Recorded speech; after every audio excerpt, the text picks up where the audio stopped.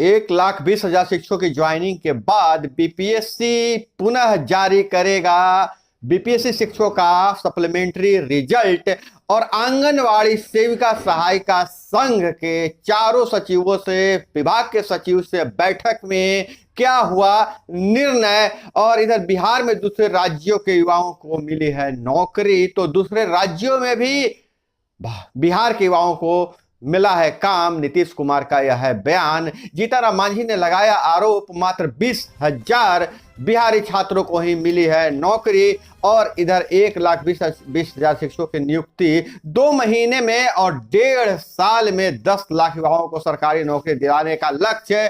कांग्रेस पर उखड़ गए नीतीश कुमार, कहा कि इंडिया की नहीं है चिंता, सिर्फ पार्टी के चिंता में मरे जा रहे हैं कांग्रेस नेता। सहरसा से बड़ी खबर आ रही है, जदयू नेता के घर छापेमारी करने गई महिला दरोगा को जिंदा जलाने का प्रयास।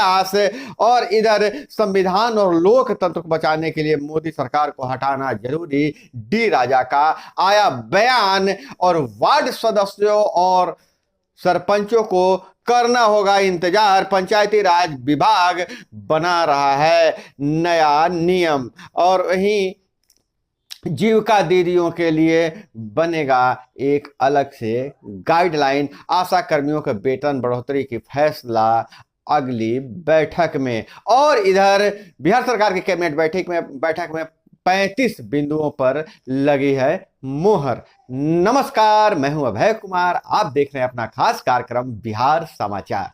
बिहार समाचार में खबरें बिहार की, बातें बिहार की, देश दुनिया की तमाम खबरें जिसे आपको जानना जरूरी है। बिहार समाचार में हम खबर लेते हैं सत्ता के गलियारों से, पंचायत के गलियों से और गांव के चौपालों से, जो कहीं न कहीं आपके जीवन को प्रभावित करता है। तो हम बड़ी खबर उठा रहे हैं। बड़ी खबर यह है कि जैसा कि आपको पता है कि बिहार में 1,20,000 युवाओं को शिक्षक की नौकरी, जो बीपीएससी पास हुए हैं, उनका बड़ा आयोजन किया गया। नीतीश कुमार ने इसे महोत्सव का रूप दे दिया। पूरे देश भर में इसकी चर्चा हो रही है। हालांकि जब विपक्ष यह सवाल उठा रहा है कि दूसरे राज्यों के युवाओं को भी नौकरी मिली है, तो नीतीश कुमार ने 2 टूक कह दिया कि दूसरे राज्यों में भी बिहारी काम करते हैं, बिहार को काम मिलता है। लेकिन अगर आंकड़ों पर नजर डालें तो जैसा जो आंकड़ा विपक्ष प्रस्तुत कर रहा है, मात्र 20,000 युवाओं को ही मिली है सरकारी नौकरी, बिहारी युवाओं को ही मिली है सरकारी नौकरी। और इधर दूसरी खबर यह आ रही है कि बीपीएससी जल्द ही जारी कर सकता है सप्लीमेंट्री रिजल्ट, क्योंकि बहुत सारे सीटें खाली रह गई है। अब मामला यहां फंसा हुआ है कि नियोजित शिक्षकों को से सीटें जो पास हुए हैं वो सीटें भरी मानी जाएगी या उस पर भी रिजल्ट नया जारी किया जाएगा, सप्लीमेंट्री रिजल्ट। लेकिन इधर जो भर जिलों से खबर आ रही है कि जिलों में जो बहाली हुई, जिस डॉक्यूमेंट्स जांच हुआ है, ज्वाइनिंग लेटर देते समय ही कई जिलों में, खास करके औरंगाबाद जिला का, मैं एक छोटे से जिला का मैं उदाहरण देना चाहता हूं, 22 ऐसे अभ्यर्थी हैं जो अयोग्य पाए गए हैं और उनका डॉक्यूमेंट वेरिफिकेशन भी क्लियर हो गया था, काउंसलिंग भी हो गई थी, फिर भी जब ज्वाइनिंग करने आए तो उनके पास सही कागजात नहीं थे, जिसके कारण उन्हें ज्वाइनिंग नहीं दी गई। तो ऐसे अन्य जिलों से भी मामले आ सकते हैं, जो भारी संख्या हो सकती है। ऐसी परिस्थिति में सीटें नहीं भर पाएंगे। और इधर अगर हम बात करें तो शिक्षक बहाली से ही लेकर जो खबर आ रही है, जो बड़ा घोषणा आ रहा है कि 1,20,000 शिक्षकों की नियुक्ति 2 महीने में, 1.5 साल में 10 लाख युवाओं को सरकारी नौकरी दिलाने का लक्ष्य है। मुख्यमंत्री नीतीश कुमार ने गुरुवार को गांधी मैदान में बीपीएससी से प्रथम चरण में चयनित 1,20,000 शिक्षकों में से 25,000 शिक्षकों को नियुक्ति पत्र बांटा है। अगले 2 माह के अंदर दूसरे चरण में 1,20,000 शिक्षकों की नियुक्ति होगी, यह मुख्यमंत्री बता रहे हैं। और दूसरी तरफ अगले 1.5 साल के अंदर 10 लाख युवाओं को सरकारी नौकरी देने का लक्ष्य पूरा होगा। पंचायत और नगर निकायों के 367 लाख नियोजित शिक्षकों को एक मामूली परीक्षा लेकर सरकारी शिक्षक बना दिया जाएगा।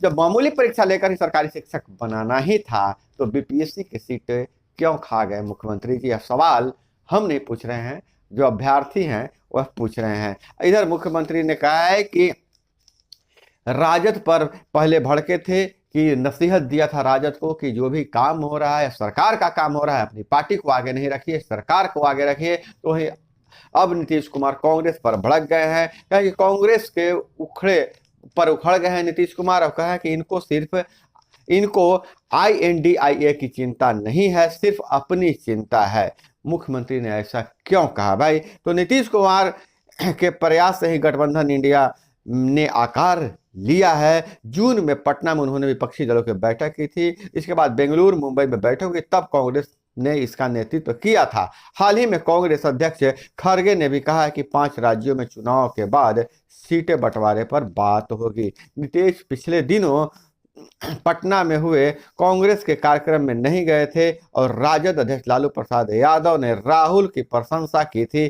CPI के कार्यक्रम में राहुल को भी बुलाया गया था, लेकिन वह नहीं आए। नीतीश पहुंचे तो उन्होंने अपना कष्ट जाहिर किया है और इस पर कांग्रेस ने भी सफाई दिया है कि नीतीश कुमार गार्जियन हैं, बोलते रहते हैं, उनके बातों को कोई हम बुरा नहीं मान रहे हैं। और इधर खबर आ रही है कि पंचायती राज विभाग अब एक नया नियमावली बना रहा है, जिसके अनुसार वार्ड सदस्यों के और पंचों की भूमिका क्या होगी यह तय होगा। पंचायती राज विभाग पर भी लगातार दबाव वार्ड सदस्य और पंच सरपंच संघ बना रहा है कि उनकी मांगों को पूरा किया जाए।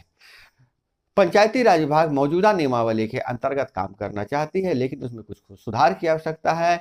इसलिए अभी पंचायती राज विभाग ने कहा है, जो सूत्रों ने बताया है कि जो नई नियमावली के तहत वार्ड सदस्यों और पंच सरपंचों के लिए भी कुछ विशेष व्यवस्था रहेगी। फिलहाल वार्ड सदस्य और पंच सरपंच की मांग है कि उन्हें विकास कार्यों में भागीदार बनाया जाए, उनका मानदेय और भत्ता बढ़ाया जाए। कई वार्ड सदस्य कमेंट करके बता रहे हैं कि 500 रुपये में आजकल कोई मिलने वाला नहीं है, मुझे 500 रुपया भत्ता मिलता है।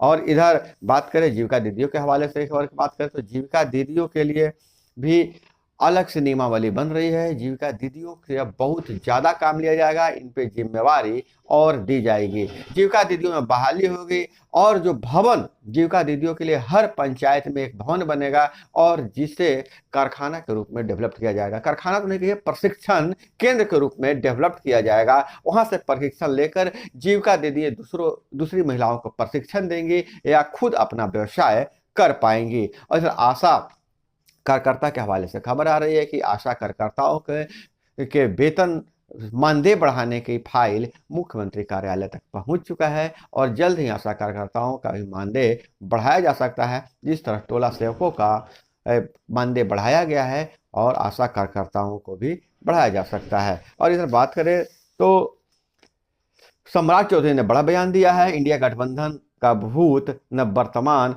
न कोई भविष्य है, सम्राट चौधरी ने यह कहा है। और जीतन राम मांझी ने जो बहुत बड़ा आरोप लगाया है कि नियुक्त शिक्षक नियुक्त किए गए हैं वह शिक्षक अभ्यर्थी अदालत का आयोजन किया है। जीतन राम मांझी ने शिक्षक अभ्यर्थी अदालत का आयोजन करके उसके बाद उन्होंने प्रेस वार्ता में जीतन राम मांझी ने कहा है कि 1,20,336 अभ्यर्थी सफल हुए तो उनमें से 10,000 अभ्यर्थी अयोग्य पाए गए। इधर सरकार 1,20,336 शिक्षकों के नियुक्ति पत्र बांटने का ढिंढोरा पीट रही है। तो सरकार बताए कि वे 10,000 शिक्षक कहां से आ गए।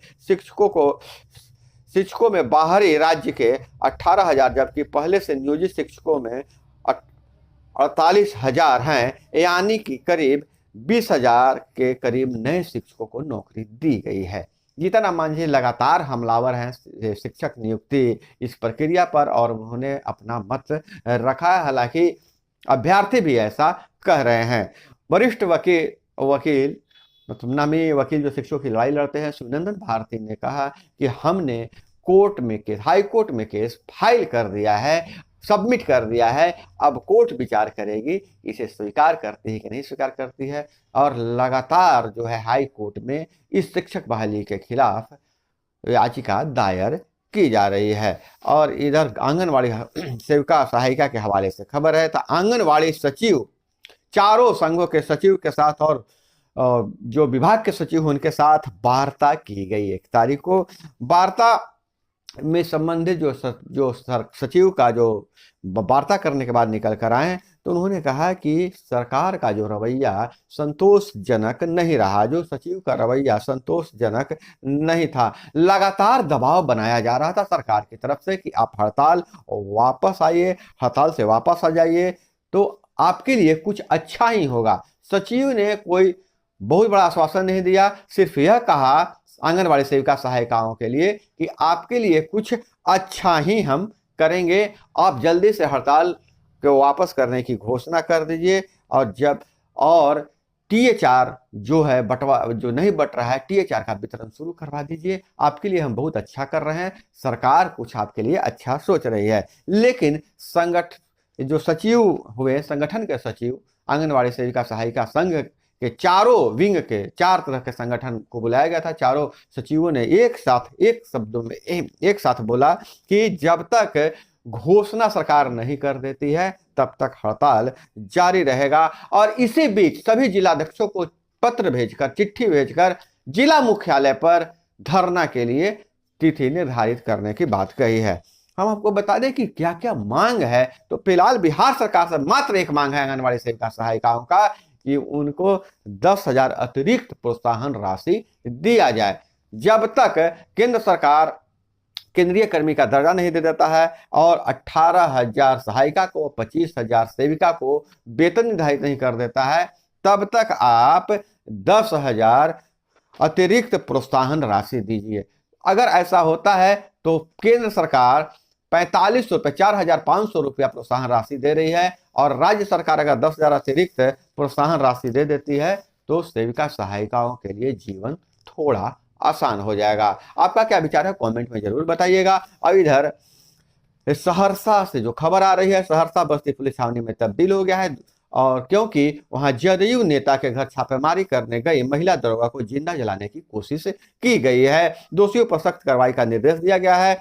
पुलिस से मारपीट के आरोपी की गिरफ्तारी के लिए जदयू नेता के घर छापेमारी करने गई पुलिस टीम पर जदयू नेता ने अपने समर्थकों के साथ हमला कर दिया। इस हमले में 2 दरोगा समेत 5 जवान घायल हो गए। इतना ही नहीं, जदयू नेता ने अपने आवास परिसर स्थित पेट्रोल पंप से पेट्रोल निकालकर महिला दरोगा पर छिड़क दिया, जिंदा जलाने की कोशिश की। दिल दहला देने वाली यह घटना सहरसा के सदर थाना क्षेत्र के सहरसा बस्ती में बुधवार रात की है। घटना की जानकारी मिलने के बाद भारी संख्या में सदर अस्पताल में पुलिस पहुंच चुकी है। जदयू नेता सह पूर्व वार्ड आयुक्त ओवेश करनी उर्फ मुखिया को हिरासत में लेने के बाद जेल भेज दिया गया है। तो बहुत बड़ी खबर है, बिहार करके खास करके सत्ताधारी दल के नेता का इस तरह का जो क्रियाकलाप है, नीतीश सरकार को थोड़ी परेशानी हो सकती है। और इधर शिक्षा रोजगार की बात करें तो सुप्रीम कोर्ट के फैसले का असर शिक्षा विभाग पर भी पड़ा है, खास करके बीएड और डीएलएड कॉलेजों पर।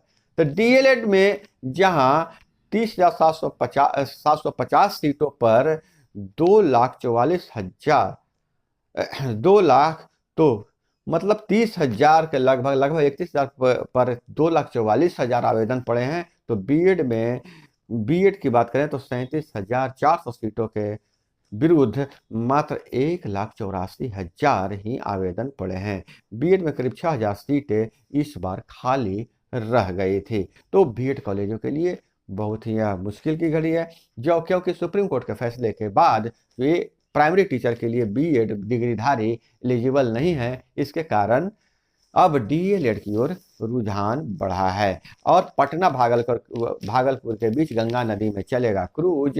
2 घरों में ताला तोड़कर 15 लाख की संपत्ति ले उड़े चोर। मेहंदीगंज और अगमकुआ थाना क्षेत्र की यह घटना है। शॉर्ट सर्किट से माचिस गोदाम में लगी आग और 10 लाख की क्षति हुआ। भागलपुर से यह खबर आ रही है।